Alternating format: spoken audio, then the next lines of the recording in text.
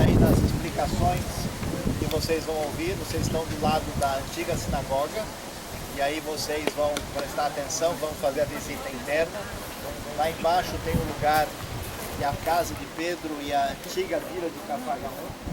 E aqui vocês têm algumas ruínas. Então, só para todo mundo ter orientação, a gente sai daqui, vê a sinagoga, depois desce para ver o lugar da casa de Pedro, e os guias vão dar explicação específica. Depois vocês podem ver algumas coisas das ruínas.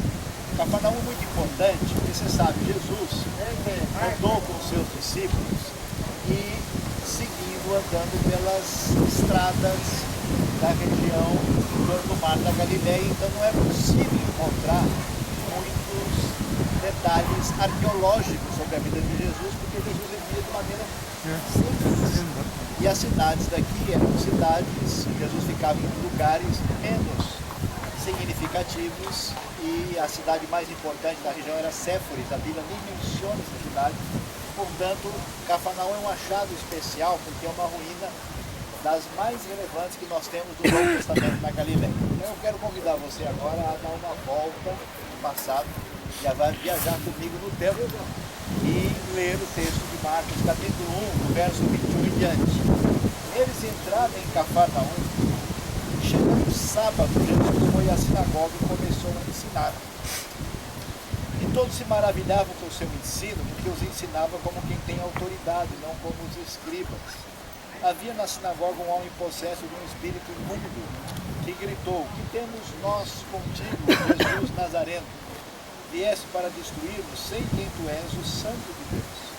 Mas Jesus o repreendeu, dizendo: "Cala-te e sai dele."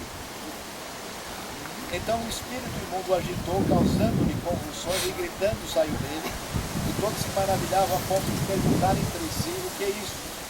Um novo ensino e com autoridade, que ordena aos espíritos imundos e eles lhe obedecem." E logo sua fama se espalhou por toda a região da Galileia.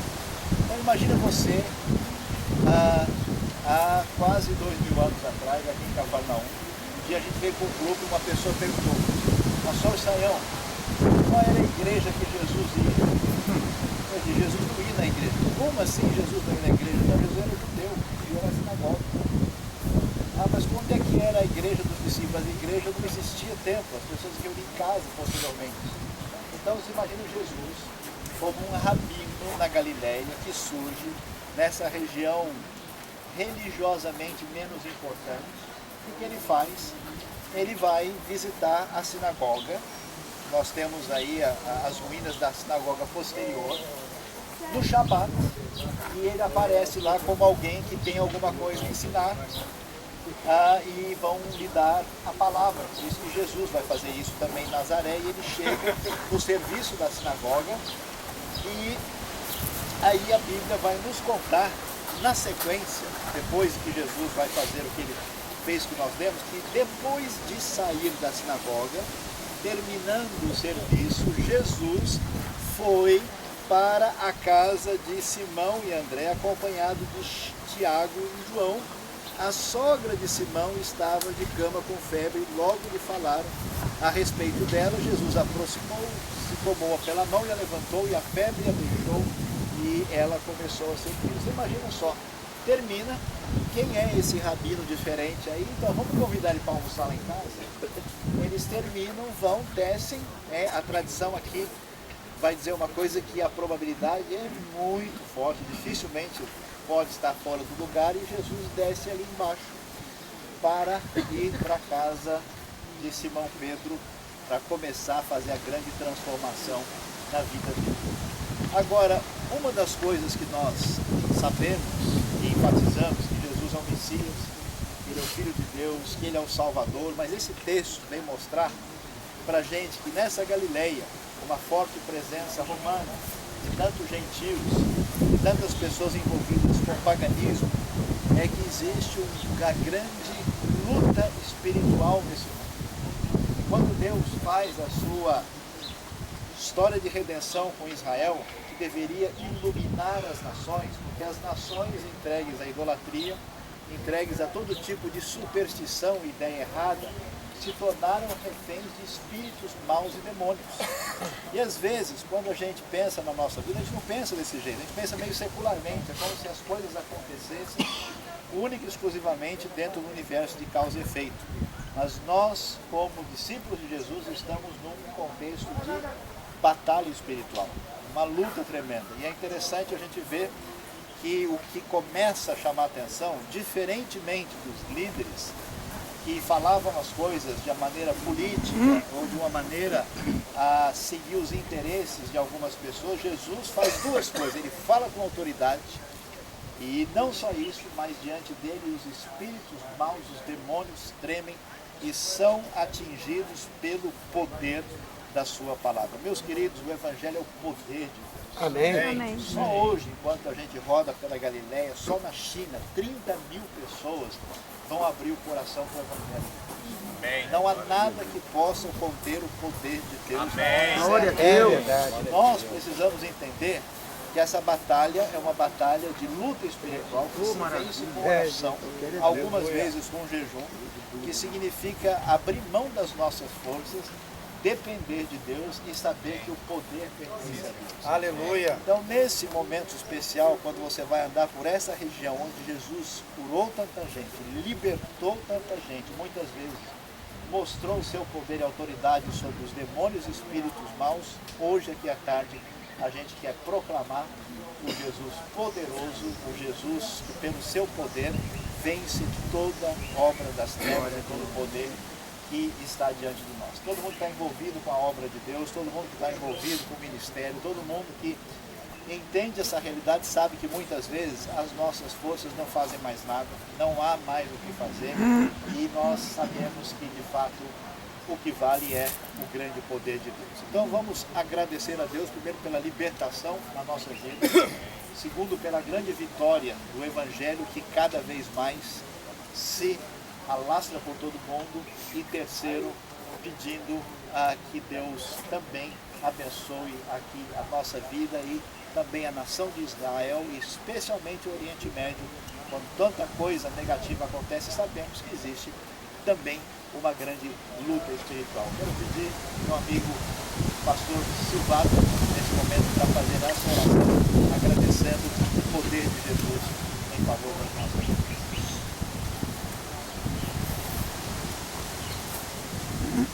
Bendito Deus e Pai, nós te agradecemos pelo privilégio de estarmos aqui. Podemos refletir, Senhor, no que Jesus fez neste lugar, olhar para as nossas vidas e reconhecendo a necessidade que temos do Senhor, clamar-te pelas tuas misericórdias. Aquele mesmo Espírito que estava com Jesus esteja agindo em nós. Então, Deus, que nós possamos repreender o inimigo com autoridade e poder, porque o Senhor está conosco. Que nós possamos, Senhor, trazer alívio para aqueles que estão sofrendo ao nosso redor, porque nós estamos refletindo o teu poder na nossa vida. Te agradecemos, te louvamos, porque nos aproximamos do Senhor com a certeza que o Senhor nos ama, nos aceita e deseja encher a nossa vida com a tua presença de tal forma que ela transborde e abençoe aqueles que estão ao nosso redor. Te louvamos porque isso não acontece apenas conosco, mas ao redor do mundo, Senhor. Pessoas estão confessando Jesus como Salvador, pessoas estão se arrependendo dos seus pecados, pessoas estão retornando à presença do Senhor. Continua falando conosco, Senhor.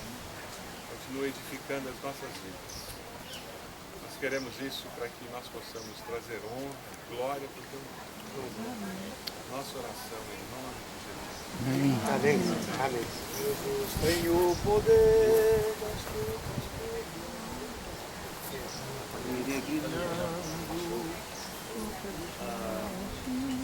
Pessoal, ao invés da gente falar lá e falar lá, fala aqui, aí depois a gente olha, fica mais fácil. Vocês estão sentados quase que como se estivesse na sinagoga do tempo de Jesus.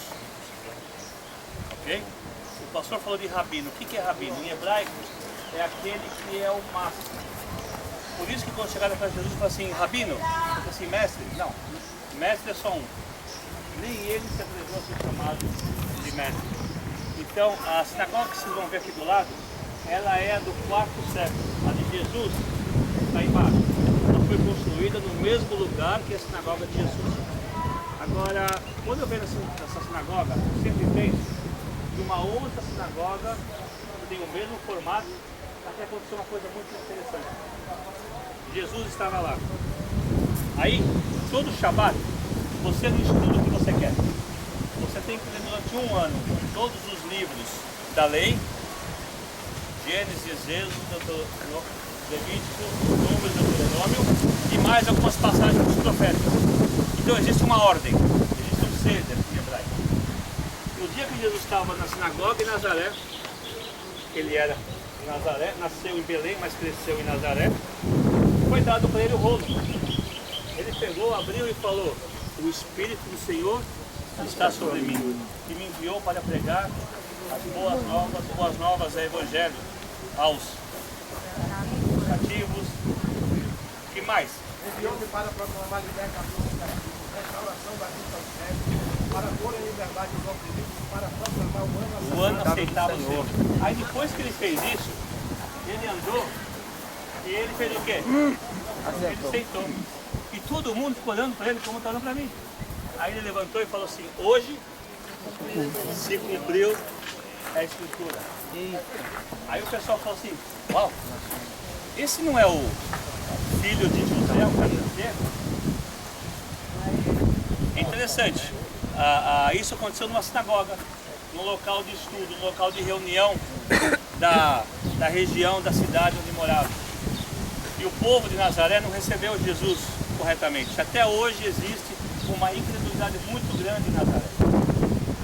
E é interessante que o que ele falou de pregar aos cativos, aos oprimidos, aos quebrantados de coração, não importa se você é judeu ou não judeu. Essa mensagem é para todo mundo. Antes de você receber Jesus, você era o quê? Oprimido, um cativo, alguma coisa tinha na sua vida. E essa mensagem, ela é a mesma. Quando Isaías falou, quando Jesus botou Isaías, e hoje ela é real. Então, como eu falei no começo, você tem que imaginar você numa sinagoga, como a gente vai lá, onde Jesus falou, eu vim aqui para que vocês fossem salvos. E aí, 12 pessoas, meio malucas, saíram para esse mundo afora e a mensagem veio até hoje. E é por isso que você está aqui hoje, para aprender mais de Deus, mas também para poder ajudar a trazer esse mesmo evangelho de volta para o lugar que tinha que ser a luz para os gentios. E infelizmente o meu povo saiu muito da linha. O meu povo não está fazendo o que devia. O meu povo está longe do seu chamado. Mas o mesmo texto de Isaías, versículo 4, fala que estrangeiros viriam aqui e edificariam as casas, as vilas derrubadas de Israel.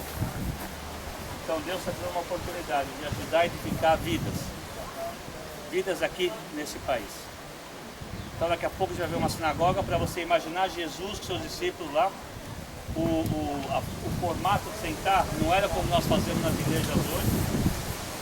O livro da Torá ficava sempre de frente, as pessoas não ficavam de costas para o livro da Torá. Por isso que vocês viram talvez lá no Muro das Habitações, as pessoas saindo de costas, das costas, da falta de respeito. E muito mais do que a tradição, eu amo tradição, eu adoro. Mas se a tradição vai na frente de pessoas, vai na frente da fé, então alguma coisa está errada. É isso aí. Alguma coisa virou legalismo. Entendeu? Então, se precisar, a gente faz circuncisão. Se for atrapalhar, não faz circuncisão. É o que Paulo... Para que vale a circuncisão? Agora, ele mandou Timóteo, né? Então, nós temos que entender o porquê nós fazemos as coisas. Ok? E daqui a pouco a gente vai ver aqui um pouco da sinagoga. Agora falando da casa de Pedro, da sogra de Pedro. Depois, embaixo da igreja moderna, está a casa mais grande de Cafarnaum, que é a casa de Pedro, Simão Pedro. Você vai ver, o octogonal, tinha paredes altas y una columna en el medio. El telhado no era de material, era de folias de támaras. Es un telhado liviano. ¿Cómo sabemos que era un telhado liviano? Leve, un telhado leve que podía desmontar. Se lembra de un paralítico que está por entrar y no podía entrar por la puerta. Él entra por el telhado paralítico. ¿Se lembra de ese pasaje? Entonces quiere decir que es un telhado que se podía levantar, porque la puerta era pequeña y tenía mucha gente. ¿Y por qué tanta gente aquí? Porque venía mucha gente de afuera. Ahora qué sinagoga grande era. ¿Cómo era pequeño? Una sinagoga muy grande. Mucha gente de afuera. Y sabemos que el centurión viene aquí y demuestra una fe que no, él se sorprendió porque tenía que curar un servo de él. Un servo de él. Y el centurión no era ni judío. Vino aquí a pedir porque notó que él curaba. Tenía poder. Y viene y dice, asombrado que él acredita más que los propios israelitas. Y él cura aquí sin irla. Dice, no necesita la mi casa. No, cura de aquí con la palabra. Este es un lugar de cura. Aquí curó también a la mujer que fluía sangre. Él la toca un manto de él. Está curada. Aquí. Este es un lugar de curación, un lugar de cura, de muchos milagros. Pedro moraba lá, una casa muy grande, perto de un puerto. Aquí también estamos perto de un puerto de los pescadores que moraban aquí. Caiu dinheiro no chão, ó. Mamá, yo te digo, mamá. Le llamo ahora, ¿ok? Mamá es una sola, mamá. Mi mamá. Entonces aquí, gente, él anuncia la destrucción de Capernaum también. No va a ficar también Capernaum la historia, no ficó. Son ruinas, no tenemos más Capernaum, pero tenemos que, lo más importante, pan de vida, ¿no? Un mensaje. Él habló de pan de vida aquí en la sinagoga, es un discurso muy importante aquí en la sinagoga. Él era decían maestro rabino también aquí. Él y aquí eran judíos, gente. Estos son los primeros judíos cristianos, judíos que siguen a Jesús. Então, para a gente completar algumas coisas interessantes, vocês observem, essas pedras são semelhantes às de Jerusalém. Pedra herodiana que não tem aqui, é trazida de fora. Isso é de uma época que a cidade enriqueceu. O pessoal tem tanta condição que não estava bem exposto. Então, isso mostra a prosperidade da comunidade. As pedras locais são escuras. Essa base, você vai tirar foto daquela placa ali, porque você vê que embaixo seria aquele lugar que era a base da sinagoga de Jesus. E essa sinagoga, mais recentemente, eles abriram tem séculos. Vocês descem para ver lá o lugar da casa de Pedro. Como eu disse, a tradição é muito significativa e durante um tempo, preste atenção, conviveu a sinagoga e a igreja lado a lado. Uma tranquilidade até que depois os caminhos se complicaram. Aqui vocês vão acompanhar vários enfeites bonitos da sinagoga com referência ao nome da Torá, com referência ao candelabro, aos frutos da terra de Israel. Eu quero que vocês vejam duas coisas lá, vocês vão achar, procurar depois. Uma estrela de 6 pontas, que é a estrela de... E tem uma outra de 5 pontas, que é a estrela de Salomão.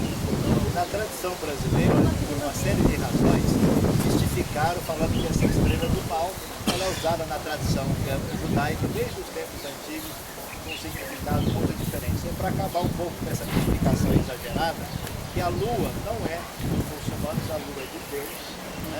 O arco-íris não é de grupo nenhum, também é de Deus, os também pertencem a Deus, tá bom? Aleluia. Vamos ali, tem umas colunas, tem o nome das pessoas que financiaram, vamos ver a sinagoga. Entre a sinagoga e a casa de Pedro.